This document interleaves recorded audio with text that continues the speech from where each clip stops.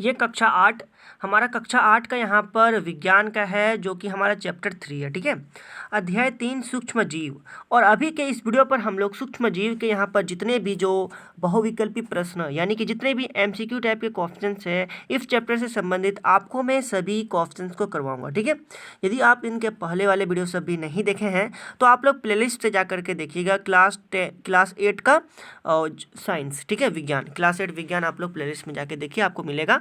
वहाँ पर आपको सभी चैप्टर के सीरियली आपको यहाँ पर मिलेगा ऑब्जेक्टिव क्वेश्चंस, आप लोग वहाँ पर जाकर जरूर तैयारी कीजिएगा। ऐसे यहाँ पर हमने डिस्क्रिप्शन में लिंक दिए हैं उन्हीं चैप्टरों का जिसका मैंने आपको यहाँ पर तैयारी करवाया है, तो आप लोग जा करके वहाँ से देख लीजिएगा। ठीक है, चलो हम लोग शुरू करते हैं। यहाँ पर देखिए हमारा पहला प्रश्न जो है, और ये प्रश्न बहुत ज़्यादा इंपॉर्टेंट है आपके एग्जाम के लिए। पहला प्रश्न यहाँ पर देख सकते हैं क्या बोला गया है कि ईस्ट का उपयोग निम्न में से किस चीज़ के उत्पादन में किया जाता है। देखिए ईस्ट का उपयोग जो है वे हम लोग किस चीज़ के उत्पादन में किया जाता है। यहाँ पर पहला ऑप्शन ए हमारा क्या है, चीनी, बी ऑप्शन हमारा क्या, अल्कोहल, सी ऑप्शन हमारा हाइड्रोक्लोरिक अम्ल और डी हमारा ऑक्सीजन। चलिए आपको बता दूँ ईस्ट का उपयोग जो होता है वे हम लोग किस चीज़ के उत्पादन में किया जाता है, तो वे अल्कोहल के उत्पादन में किया जाता है, यानी कि इधर हमारा बी वाला ऑप्शन जो है वे हमारा सही है। ठीक है, अगले प्रश्न को देखते हैं हम लोग, प्रश्न संख्या 2। और प्रश्न संख्या 2 में यहाँ पर देखिए सकते क्या कहा गया है कि निम्न में प्रतिजैविक कौन है। ठीक है, आपको बताना है इसमें से प्रतिजैविक कौन है। देखिए इसमें से जो हमारा प्रतिजैविक जो है, ऐसे यहाँ पर देखिए स्ट्रेप्टोमाइसिन जो है वे हमारा क्या प्रतिजैविक है। ऐसे प्रतिजैविक हमारा और भी है, लेकिन यहाँ पर इन में से आपको बताना है प्रतिजैविक कौन है, तो स्ट्रेप्टोमाइसिन है। ठीक है, ए ऑप्शन हमारा ऐसे क्या था, यहाँ पर सोडियम बाइकार्बोनेट, ये हमारा प्रतिजैविक नहीं है। ठीक है, और स्ट्रेप्टोमाइसिन ये हमारा प्रतिजैविक है, और सी हमारा लिखा अल्कोहल, ये वाला प्रतिजैविक नहीं है, ईस्ट भी हमारा प्रतिजैविक नहीं है। यानी कि 2 नंबर प्रश्न के अंदर हमारा बी वाला ऑप्शन हमारा सही है, जो क्या होगा स्ट्रेप्टोमाइसिन, ये हमारे क्या एक प्रतिजैविक है। ठीक है, अगले प्रश्न को देखते हैं हम लोग, प्रश्न संख्या 3 को देखते हैं। और 3 नंबर प्रश्न यहाँ पर देखिए क्या बोला गया है, सूक्ष्म जीव कहाँ पाए जाते हैं। ठीक है, सूक्ष्म जीव जो है वे हमारा कहाँ पाए जाते हैं, तो सूक्ष्म जीव हमारा जल में भी पाया जाता है, वायु में भी पाया जाता है और मिट्टी में पाया जाता है। यानी कि प्रश्न संख्या 3 का इधर हमारा डी वाला ऑप्शन सही है, जो क्या होगा इनमें सभी। ठीक है, इनमें सभी, यानी कि इधर जो है सूक्ष्म जीव जो है वे हमारा जल में भी पाए जाते हैं और वायु में भी पाए जाते हैं और मिट्टी में भी पाए जाते हैं, तो यहाँ पर क्या हो जाएगा हमारा इनमें सभी। ठीक है, अगले प्रश्न को देखते हैं हम लोग, प्रश्न संख्या 4। और 4 नंबर प्रश्न यहाँ पर देखिए क्या बोला गया है कि सबसे पहले कौन सा प्रतिजैविक खोजा गया था। देखिए सबसे पहले कौन सा प्रतिजैविक खोजा गया था, यहाँ पर आप लोग देख सकते हैं प्रतिजैविक यहाँ लिखा गया। ए ऑप्शन हमारे क्या है पेनिसिलिन, बी ऑप्शन हमारा क्या है स्ट्रेप्टोमाइसिन, और सी हमारा है टेट्रासाइक्लिन, और डी हमारा इनमें कोई नहीं। देखिए आपको बता दूं सबसे पहले जो है प्रतिजैविक खोजा गया था वह हमारा पेनिसिलिन था। क्या था, पेनिसिलिन। ठीक है, तो हमारा पेनिसिलिन इसका आंसर हो जाएगा, यानी कि 4 का 1 वाला होगा, ऑप्शन ए हमारा बिल्कुल सही है, जो कि होगा पेनिसिलिन। सबसे पहले कौन सा प्रतिजैविक खोजा गया था, तो पेनिसिलिन को खोजा गया था। ठीक है, अगले प्रश्न को देखते हैं हम लोग, प्रश्न संख्या 5। और 5 नंबर प्रश्न यहाँ पर देखिए क्या बोला गया है, चीनी को अल्कोहल में बदलने की प्रक्रिया क्या कहलाती है। देखिए यहाँ पर तो एक प्रकार का हमारे यहाँ डिफिनेशन ही बनता है, किण्वन किसे कहते हैं, तो किण्वन हम लोग किसे कहते हैं, चीनी को अल्कोहल में बदलने की प्रक्रिया को किण्वन कहते हैं। तो यहाँ पर हमारा बोला गया है चीनी को अल्कोहल में बदलने की प्रक्रिया क्या कहलाती है, तो ये हमारा किण्वन कहलाती है। ठीक है, यानी कि 5 नंबर प्रश्न के अंदर हमारा बी वाला ऑप्शन हमारा बिल्कुल सही है, जो कि क्या होगा हमारा किण्वन होगा। अगले प्रश्नों को देखते हैं हम लोग, प्रश्न संख्या 6 को देखते हैं। और 6 नंबर प्रश्न यहाँ पर देखिए क्या बोला गया है कि संचरणीय रोगों का सबसे मुख्य कारक है। देखिए संचरणीय रोगों का सबसे मुख्य कारक जो है वे हमारे क्या है, ए ऑप्शन हमारा चींटी है, बी ऑप्शन हमारा ड्रैगन मक्खी, सी ऑप्शन हमारा मकड़ी, और डी हमारा घरेलू मक्खी है। देखिए संचरणीय रोग जो होते हैं उनका सबसे मुख्य कारण जो होता है वह हमारा घरेलू मक्खी होता है। ठीक है, यानी कि इधर हमारा 6 नंबर प्रश्न का इधर हमारा डी वाला ऑप्शन हमारा बिल्कुल सही है। अगले प्रश्न को देखते हैं हम लोग, प्रश्न संख्या 7। और 7 नंबर प्रश्न यहाँ पर देखिए क्या बोला गया है कि डेंगू परजीवी का वाहक है। डेंगू जो है वे डेंगू का वाहक कौन है। ठीक है, आपको बताना है। ए ऑप्शन हमारा क्या है मादा एडिस मच्छर, और बी ऑप्शन हमारा घरेलू मक्खी, सी ऑप्शन हमारा मादा एनोफिलिस मच्छर, और डी हमारा कॉकरोच। देखिए आपको बता दूं डेंगू के लिए यदि पूछा जाए तो डेंगू के लिए हमारा परजीवी का वाहक जो होगा वह मादा एडिस मच्छर होगा। क्या होगा, मादा एडिस मच्छर जो होता है वह डेंगू के लिए होता है। ठीक है, आप लोग याद कीजिएगा 7 नंबर का ए वाला ऑप्शन हमारे इधर हमारा सही हो जाएगा, जो क्या होगा मादा एडिस मच्छर जो है वह डेंगू परजीवी का वाहक है। ठीक है, अगले प्रश्न को देखते हैं हम लोग, प्रश्न संख्या 8। और 8 नंबर प्रश्न यहाँ पर देखिए क्या बोला गया है कि अलेक्जेंडर फ्लेमिंग ने 1928 में किस पहले प्रतिजैविक की खोज की। देखिए अलेक्जेंडर फ्लेमिंग ने जो है वे 1928 में किस पहले प्रतिजैविक की खोज की, तो उसने जो है सबसे पहले पेनिसिलिन का खोज किया था। किसका? पेनिसिलिन प्रतिजैविक जो है उनका अलेक्जेंडर फ्लेमिंग ने खोज किया था। कब किया था? तो 1928 में। आप लोग याद रखिएगा, यहीं से हमारा 2-3 प्रश्न यहाँ पर इसी प्रश्न से बहुत सारे प्रश्न बन जा रहे हैं, है ना।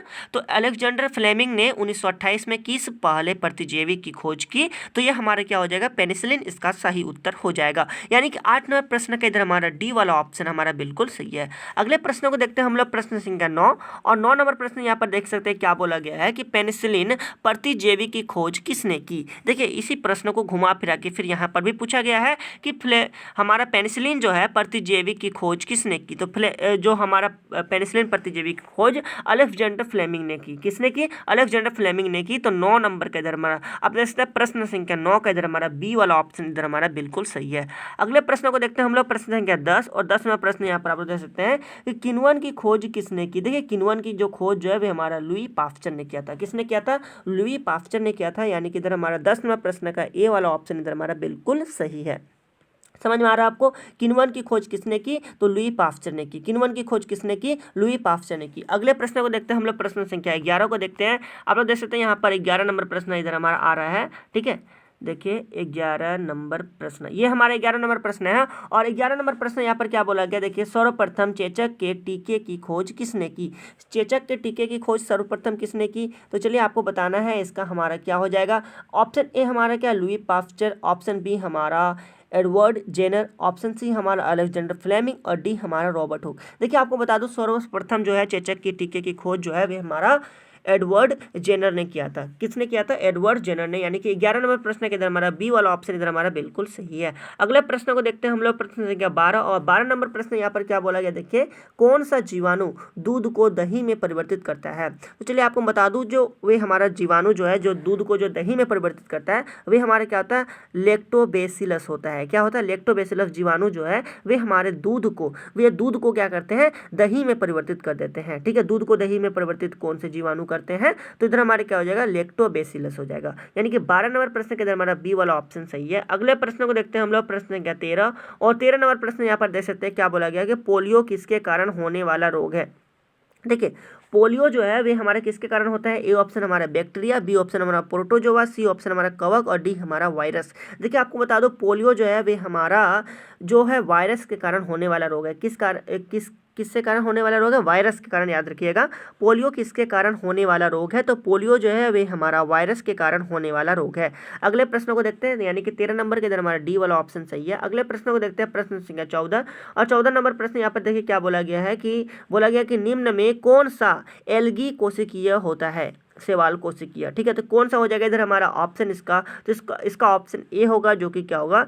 क्लेमाइडोमोनास होगा। ठीक है, क्लेमाइडोमोनास जो है वे हमारा एल्गी कोशिकीय होता है। यानी कि 14 नंबर प्रश्न के इधर हमारा क्या हो जाएगा? ए वाला ऑप्शन इधर हमारा बिल्कुल सही है। अगले प्रश्न को देखते हैं हम लोग, प्रश्न संख्या 15। और 15 नंबर प्रश्न यहाँ पर क्या बोला गया? देखिए कि मलेरिया रोग किस जीव के काटने से होता है। देखिए मलेरिया रोग जो है वे हमारे किस जीव के काटने से होता है, तो इधर हमारा ए मकड़ी है, बी ऑप्शन मच्छर है, सी ऑप्शन मधुमक्खी और डी घरेलू मक्खी। देखिए आपको बता दो मलेरिया रोग जो होता है वे मच्छर के काटने से होता है। किन के काटने से होता है? मच्छर के काटने से होता है। मादा एनोफिलिस मच्छर जो होते हैं उनके काटने से क्या होती है? मलेरिया होती है। तो किन के काटने से होती है? मच्छर के काटने से मलेरिया होती है।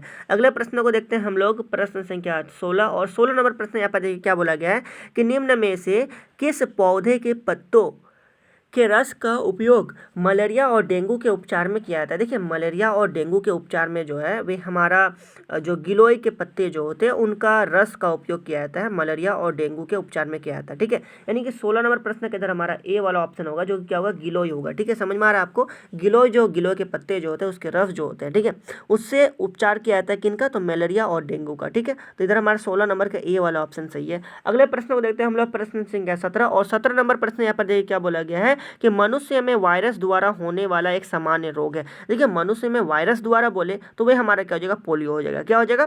पोलियो। पोलियो जो है वे हमारा वायरस के द्वारा होता है। किन के द्वारा होता है?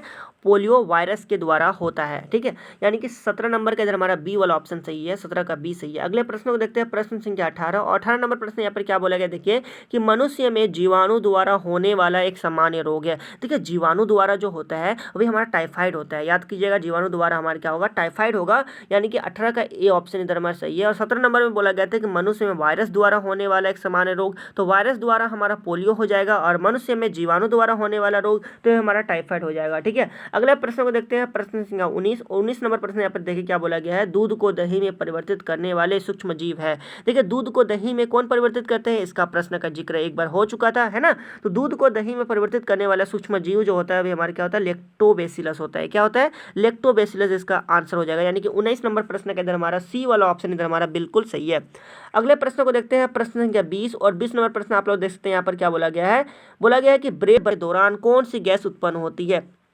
ठीक है, ब्रेड जब बनते हैं, ठीक है, तो कौन सी गैस जो है वे हमारा उत्पन्न होती है? ए हमारा क्या है? ऑक्सीजन, बी हमारा नाइट्रोजन, सी हमारा कार्बन डाइऑक्साइड, और डी वाला ऑप्शन हमारा क्या है? Sulphur dioxide. देखिए आपको बता दो, ब्रेड बनाने की प्रक्रिया के दौरान जो है वे हमारा कार्बन डाइऑक्साइड गैस क्या होती है? उत्पन्न होती है, रिलीज होता है। ठीक है, कार्बन डाइऑक्साइड गैस हमारा क्या होता है? उत्पन्न होता है। ब्रेड बनाने की प्रक्रिया के दौरान कौन सी गैस उत्पन्न होती है? तो कार्बन डाइऑक्साइड गैस हमारा उत्पन्न होती है। यानी कि 20 नंबर प्रश्न का इधर हमारा सी वाला ऑप्शन इधर हमारा बिल्कुल सही है। अगले प्रश्न को देखते हैं हम लोग, प्रश्न संख्या 21 नंबर। ठीक है, 21 नंबर प्रश्न यहाँ पर देखिए क्या बोला गया है कि पैकेटों और थैलियों में आने वाले दूध को खराब होने से बचाने के लिए किया जाता है। देखिए आपको बता दूं, जो पैकेट में जो दूध आते हैं, ठीक है, पैकेट में जो दूध आता है आप लोगों ने खरीदे होंगे दुकान से, तो पैकेट्स में दूध आते हैं, ठीक है, उसको बचाने के लिए क्या किया जाता है आपको बताना है। ठीक है, ए ऑप्शन हमारा किण्वन है, बी ऑप्शन हमारा पश्चरीकरण, और सी ऑप्शन हमारा भंडारण, डी हमारा क्या? नाइट्रोजन स्थिरीकरण। देखिए आपको बता दो, यहाँ पर जो होगा पैकेटों थैलियों में आने वाले दूध को खराब होने से बचाने के लिए किया जाता है, तो वे हमारे क्या किया जाता है? पश्चरीकरण किया जाता है। ठीक है, पश्चरीकरण किया जाता है। यानी कि इधर हमारा बी वाला ऑप्शन सही हो जाएगा, 21 का बी सही है। ठीक है, अगले प्रश्न को देखते हैं हम लोग, प्रश्न संख्या 22 और 22 नंबर प्रश्न आप लोग देख सकते हैं। यह वाला हमारे क्या बोला गया है कि नाइट्रोजन का वायुमंडल से मिट्टी, पौधे तथा जंतु में परिवहन की संपूर्ण प्रक्रिया को कहते हैं। देखिए आपको बता दूं, जो नाइट्रोजन का वायुमंडल से मिट्टी और पौधे तथा जंतु में परिवहन, जो उसके जो संपूर्ण प्रक्रिया जो है, ठीक है, उसके संपूर्ण प्रक्रिया जो है इसे हम लोग क्या कहते हैं? नाइट्रोजन चक्र कहते हैं। आपने किताब में देखे होंगे नाइट्रोजन चक्र का, ठीक है, फिगर बना हुआ रहता है। तो नाइट्रोजन चक्र का आप लोग को बनाना भी चाहिए, बनाना बहुत ज़्यादा जरूरी है, ऐसे बहुत कुछ आप लोग सीख जाएंगे। देखिए नाइट्रोजन चक्र जो है, चलिए आपको बता दूँ 22 नंबर प्रश्न को फिर से, यहाँ पर नाइट्रोजन का वायुमंडल से मिट्टी, पौधे तथा जंतु में परिवहन की संपूर्ण प्रक्रिया को हम लोग क्या कहते हैं? नाइट्रोजन चक्र कहते हैं। इधर हमारा 22 नंबर प्रश्न का बी वाला ऑप्शन सही है। इस प्रकार से आपको मैंने यहाँ पर 22 को प्रश्न आपको मैंने तैयारी करवा दिया। ठीक है, ये हमारा चैप्टर 3 का था, जो कि क्या था? सूक्ष्म जीव। सूक्ष्म जीव के आपको मैंने यहाँ पर जितने भी महत्वपूर्ण प्रश्न बनने वाले थे आपको मैंने बता दिए। ठीक है, तो बस तब इस वीडियो में इतना ही। इसी प्रकार के और भी वीडियो देखने के लिए आप मेरे चैनल को सब्सक्राइब जरूर कीजिएगा और इस वीडियो को लाइक कर दीजिएगा। बस तब इस वीडियो में इतना ही, मिलते हैं अगले वीडियो में, तब तक के लिए बहुत बहुत धन्यवाद।